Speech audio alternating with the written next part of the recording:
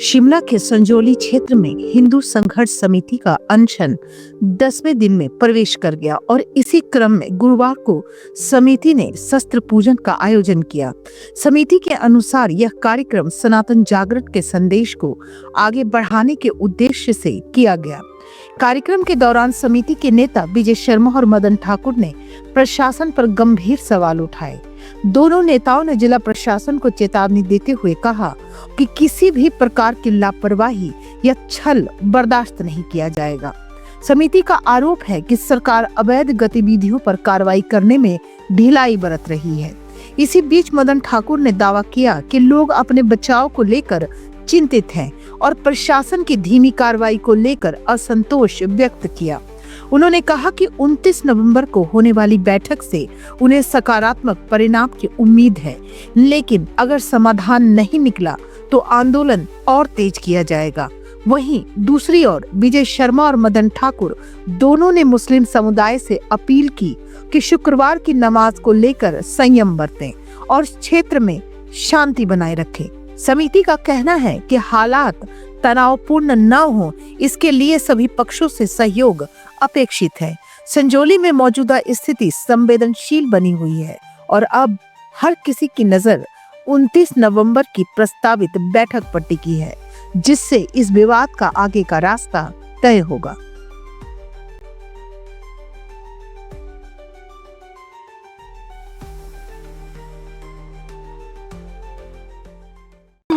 एक नया सूक्त लेके आए हैं। एक हाथ में सृजन, एक में प्रलय लिए चलते हैं। एक हाथ में सृजन, एक में प्रलय लिए चलते हैं। लोग कीर्ति ज्वाला में जलते हैं, हम अंधियारों में जलते हैं। पिछले 1 वर्ष से हम लोग इस अवैध मस्जिद के खिलाफ आंदोलनरत हैं। जब जब जो इस आंदोलन की आवश्यकता हुई, तब तब हिंदू समाज ने वो किया। जब आवश्यकता महसूस हुई कि हिमाचल प्रदेश की सरकार हिंदुओं के साथ छल करने जा रही है, षड्यंत्र करने जा रही है, माननीय न्यायालय के ऑर्डर को सेटिस्फाइड करने के लिए एक विधेयक लाने की तैयारी हो रही है, तो हम लोगों ने आमरण अनशन शुरू कर दिया ताकि सरकार पे दबाव पड़े। सरकार बैकफुट पे आई। जिन मांगों को लेकर हमने ये अनशन शुरू किया, बीते शुक्रवार को प्रशासन के साथ उन मांगों पर सहमति बनी। हमने अपना अनशन तोड़ा, धरना भी वापस लिया, परंतु प्रशासन किसी मुगालते में ना रहे, प्रशासन किसी इस भुलावे में ना रहे कि वादों के बाद, एग्रीमेंट के बाद जो है वो हिंदू समाज डर जाएगा या बैठ जाएगा। अब वो सनातन का समाज है, वो सनातनी है कि जो किसी भुलावे में नहीं आने वाले, किसी छलावे में नहीं आने वाले। आज़ादी से लेके हिंदुओं के खिलाफ जो तुष्टिकरण की नीति चलती आई है, अब हिंदू वो उसमें नहीं आने वाला। इसलिए हमने निर्णय किया कि जब तक अमली जामा नहीं पहनाया जाएगा, हम लोग क्रमिक अनशन पर रहेंगे। तो 29 तारीख को प्रशासन के साथ फाइनल डेट तय हुई कि हम लोग उस दिन फाइनल रिव्यू करेंगे कि क्या हुआ क्या नहीं हुआ। परंतु कल शुक्रवार है और पिछली बार प्रशासन ने वादा किया था कि नमाज नहीं होगी, तो नमाज नहीं हुई। कहीं प्रशासन इस भुलावे में ना रहे कि ये तो दूसरा शुक्रवार है, इसमें आंदोलन की कोई कॉल नहीं है। तो हमने आज सांकेतिक रूप से शस्त्र पूजन करके ये संदेश दे दिया कि जब ये भारत भूमि या जब हिंदू राष्ट्र के लिए धरने की आवश्यकता होगी तो धरना देंगे, अनशन की आवश्यकता होगी तो अनशन करेंगे, शस्त्र उठाने की आवश्यकता होगी तो सनातन समाज शस्त्र भी उठाएगा, इसमें भी पीछे नहीं हटेगा। आज जो हमारा सांकेतिक शस्त्र पूजन था वो इसी बात का परिचायक था कि प्रशासन है चाहे सरकारें है, जो वादे किए उनको तय सीमा में अमली जामा पहनाया जाए। अदरवाइज ये शस्त्र सिर्फ पूजन करने के लिए या घर में रखने के लिए नहीं है। इतिहास गवाह है, भगवान श्री कृष्ण ने भी कहा है कि जब जब धर्म पे ग्लानि होती है, धर्म की हानि होती है, तब तब मैं अवतरित होता हूँ। कण कण में ईश्वर व्याप्त है, हर व्यक्ति में ईश्वर व्याप्त है। जो पूरा सनातन समाज आज लामबंद हुआ है वो एक ईश्वर का अंश है। हमारी यही मांग थी कि कल जो शुक्रवार है, कल बिल्कुल भी नमाज ना हो, गलती ना करे, प्रशासन किसी प्रकार की भूल ना करे और मुस्लिम समाज के लोग भी प्रोवोक करने की कोशिश ना करे। उन्हें भी चेतावनी भरी बात में हम ये कहना चाहते हैं। हमें पूरे प्रदेश से, पूरे देश से कॉल आ रहे हैं।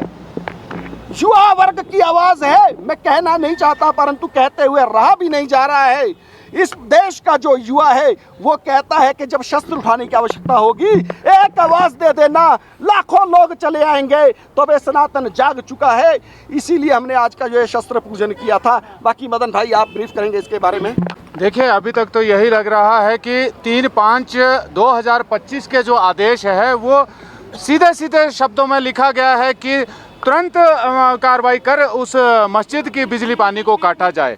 और जब वो पूरी बिल्डिंग अवैध है तो मुझे नहीं लगता ये प्रशासन को दिक्कत क्या है, किस बात से वो पीछे हट रही है, क्यों ये विशेष वर्ग को या मुसलमानों को शरण देने में लगे हैं, उनको प्रोत्साहित करने को लगे। मैं आपके माध्यम से सभी से कहना चाहता हूं, जो आज घरों में बैठे हैं उनको भी बाहर निकलने की आवश्यकता है। आज ये शस्त्र पूजन हमारा सबसे पहला अपना आत्मरक्षा के लिए है, क्योंकि ये लोग मेरी माताओं बहनों को बुरी नज़र से देख रहे हैं। मैं ये सभी बहनों से कहना चाहूँगा कि घर में दराट, घर में तलवारें ये तीखी रखनी शुरू कर दो, हाथ में डंडा उठाना शुरू कर दो। ये जिस प्रकार से हमारी माताओं बहनों और सरकार द्वारा प्रायोजित ये लोग सभी हमारे हिमाचल प्रदेश में जिस प्रकार से डेमोग्राफी को चेंज करने के लिए लगे हैं, जिस प्रकार से आए दिन हमारे हिंदुओं के ऊपर ये अत्याचार करने लगे, और उसका साक्षी ये सरकारें हैं, ये प्रशासन है। आप ये यहाँ पे देख रहे होंगे कि हम लोग आज 7-8 दिन से अनशन पे बैठे हैं, परंतु सरकार अभी तक डीसी साहब को, कमिश्नर साहब ने अभी तक पत्र नहीं दिया जिसमें सीधा आदेश उनके कोर्ट के न्यायालय के आदेश थे,